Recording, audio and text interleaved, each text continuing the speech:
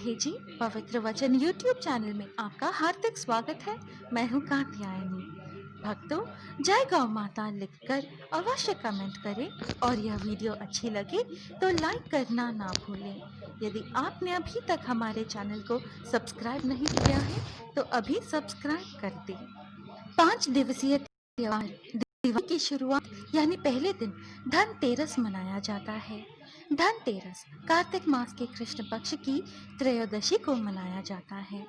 धनतेरस को धन त्रयोदशी व धनवंतरी जयंती या कुबेर जयंती के नाम से भी जाना जाता है। भगवान धन्वंतरी भगवान विष्णु जी के अंश अवतार हैं। भगवान धन्वंतरी जी सागर मंथन के बाद हाथों में स्वर्ण कलश लेकर उत्पन्न हुए। धन्वंतरी जी ने कलश में भरे हुए अमृत से देवताओं को अमर बना दिया। धन्वंतरी जी के उत्पन्न होने के 2 दिनों बाद मां लक्ष्मी प्रकट हुई। इसलिए दीपावली से 2 दिन पहले धनतेरस का त्योहार मनाया जाता है। मंत्र मंथन में कामधेनु गाय भी प्रकट हुई थी। कामधेनु एक देवी है जिनका गाय है। कामधेनु का अर्थ है कामना यानी इच्छा और धेनु यानी गाय, इच्छा को पूरी करने वाली गौ माता। कामधेनु गाय को मात्र एक पशु मानने के बजाय माता की उपाधि दी गई है। एक ऐसी माँ जो अपने बच्चों की हर इच्छा पूर्ण करती है, उन्हें पेट भरने के लिए आहार देती है, उनका पालन पोषण करती है। गौ माता में 33 कोटि देवी देवताओं का वास माना गया, इसलिए गौ माता के पूजन से सभी 33 कोटि देवी देवताओं का पूजन सह ही हो जाता है। गौ माता की पूजा और सेवा से मिलते हैं अद्भुत वरदान। गौ माता के दूध से बनी घी का एक अन्य नाम आयु भी है, इसलिए उसे आयुर्वय घृतम कहा जाता है। अतः गौ माता के दूध एवं घी का उपयोग करने से व्यक्ति दीर्घायु होता है। जिस घर में गौ पालन किया जाता है वहाँ का वास्तु दोष स्वतः ही समाप्त हो जाता है। धनतेरस कार्तिक माह में कृष्ण पक्ष की उदय व्यापिनी त्रयोदशी को मनाई जाती है। उदय व्यापिनी त्रयोदशी का अर्थ है जो त्रयोदशी तिथि सूर्योदय के साथ शुरू होती हो। इस साल धनतेरस 13 नवंबर शुक्रवार को मनाया जाएगा। इस दिन धन की देवी मां लक्ष्मी और धन के देवता कुबेर जी के पूजन की परंपरा है। इस दिन भगवान धन्वंतरी जी की पूजा से आरोग्य सुख यानी स्वास्थ्य लाभ मिलता है। संसार में चिकित्सा विज्ञान के विस्तार और प्रसार के लिए ही भगवान विष्णु जी ने भगवान धन्वंतरी जी का अवतार लिया था। इसके अलावा इस दिन यमदेव जी को भी दीपदान किया जाता है, जिसे यमदीप कहते हैं। इस दिन यमदेव पूजा करने से घर में अकाल मृत्यु का भय नहीं रहता है। आज के इस वीडियो में हम धनतेरस के दिन किए जाने वाले एक बड़े सरल उपाय के बारे में आपको बताएंगे। इस उपाय को करने के लिए सर्वप्रथम प्रातः जल्दी उठकर स्नान के स्वच्छ हो जाना चाहिए। धनतेरस के दिन उपटन लगाकर स्नान किया जाता है। उपटन में आप थोड़ी सी हल्दी अवश्य मिलाएं। इस प्रकार आप उपटन ना लगा पाए तो नहाने के पानी में थोड़ी सी हल्दी अवश्य मिलाएं। धनतेरस के दिन भगवान श्री विष्णु जी के अंश अवतार भगवान धन्वंतरी जी की पूजा की जाती है, जिनका नाम भगवान पीताम्बर भी है। पीताम्बर का अर्थ होता है पीला, इसलिए धनतेरस के पूजन में पीले रंग का विशेष महत्व होता है। नहाने के पश्चात स्वच्छ पीले रंग के वस्त्र धारण कर ले। यदि ऐसा संभव ना हो तो पूजा के समय अपने पास पीले रंग की कोई वस्तु या रुमाल साथ रखें। पूजन से पहले अपने मंदिर की सफाई अवश्य ही करें। श्री भागवत पुराण में कहा गया है कि भगवान की पूजा से बढ़कर होती है भगवान की सेवा, और भगवान की सेवा होती है मंदिर की सफाई करना, भगवान जी का स्नान करना और उनका करना।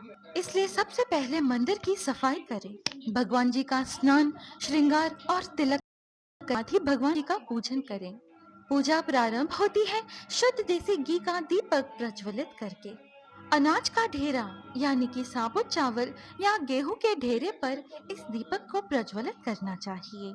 दीपक की लौ भगवान की तरफ मुख करना चाहिए। अग्निदेव को साक्षी मानकर हम पूजा आरंभ करें।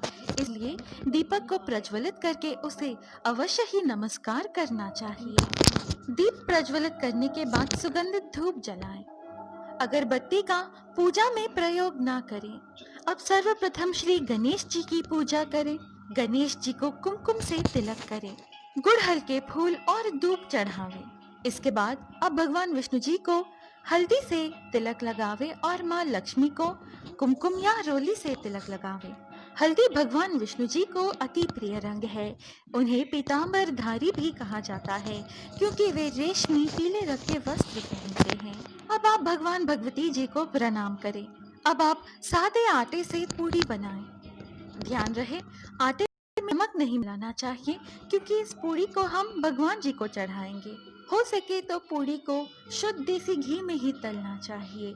अब इस पूड़ी में एक छोटा सा गुड़ का टुकड़ा, एक चुटकी हल्दी और हरा धनिया रखकर पूड़ी को लपेटकर एक प्लेट में रख दे। अब इस पात्र को मंदिर में भगवान जी के समक्ष रख दे। भगवान विष्णु जी भगवती माँ लक्ष्मी जी के समक्ष एक तुलसी दल अर्पण करें। भक्तों, तुलसी के बिना भगवान विष्णु जी भोग को स्वीकार ही नहीं करते। तुलसी दल के बिना भगवान विष्णु जी का पूजन अधूरा हो। भोग लगाने के बाद आप श्री लक्ष्मी नारायण का यह मंत्र जाप करें जिससे भगवान श्री विष्णु जी और भगवती माँ लक्ष्मी जी की कृपा प्राप्त हो। मंत्र है ओम भूरिदा भूरि देहिनो मादभ्रम भूर्या भर भूरिघेदिन्द्र दित्ससि ओम भूरिदात्यसि श्रुतः पुरुत्राशूरवृत्हन आनो भजस्व राधसी। यह मंत्र ऋग्वेद से लिया गया है। इस मंत्र में कहा गया है कि हे लक्ष्मीपति भगवान श्री विष्णु जी, आप महादानी हो। आप एक सामान्य दानदाता ही नहीं बल्कि बड़े दानी हैं। इस संसार में कहा जाता है कि जो हर जगह से निराश हो गया हो, आपके पास से कभी भी खाली हाथ नहीं जाता। आप उसकी एक याचना पर इच्छा पूरी कर देते हैं। हे भगवान, उसी प्रकार मेरे भी आर्थिक समस्या से मुक्ति दिलाओ। भक्तों, इस प्रकार मंत्र जाप करने के बाद आप भगवान श्री गणेश जी, भगवान श्री विष्णु जी और माँ लक्ष्मी जी को हाथ जोड़कर प्रणाम कर प्रार्थना करें कि आपके सभी कष्ट दूर हो और आपकी मनोकामना पूर्ण हो। इस प्रकार प्रार्थना करने के बाद क्षमा याचना अवश्य करना चाहिए कि पूजा में हुई कोई भी भूल को वे माफ कर दें। इस प्रकार पूजा करने के बाद आप अपने माथे पर हल्दी का तिलक करें। इससे भगवान विष्णु जी प्रसन्न होकर आप पर उनकी कृपा दृष्टि बनी रहती है। अब आपने भगवान जी के समक्ष जो भोग लगाया था, यानी कि पूड़ी जिसमें थोड़ा गुड़, हल्दी, हरा धनिया और उस पर एक तुलसी का दल भी रखा हुआ था, इस भोग के सामने आप अपना सर झुकावें और इस भोग को लेकर आप गौ माता के पास जाएं। सबसे पहले गौ माता के पास जाकर आप गौ माता को नमन करें। ध्यान रहे कि गौ माता की पूंछ पूजनीय होती है, उनका मुख नहीं, इसलिए गौ माता की पूंछ को नमन करें। इसके बाद गौ माता के नेत्र के दर्शन करें। इससे जीवन में लाभ ही लाभ होता है। अब गौ माता को बिठा कर ही जो आप भोग लेकर गए हैं उसे गौ माता को खिला दें।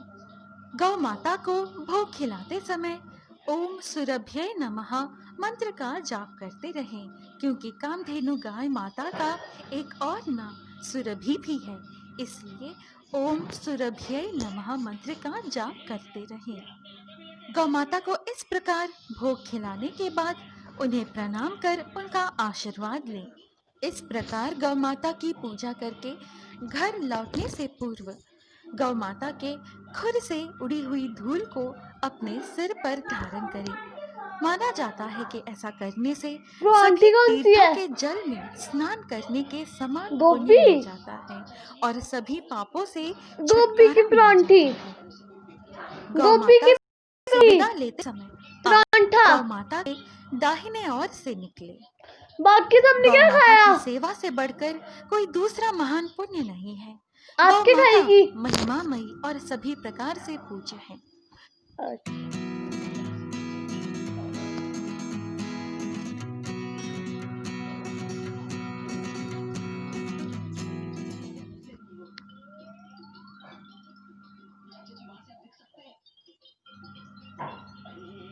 गौ माता की रक्षा करना हर मनुष्य का परम कर्तव्य है। भक्तों, आशा है आज की हमारी यह प्रस्तुति आपको अच्छी। जय गौ माता लिखकर अवश्य कमेंट करें और इस वीडियो को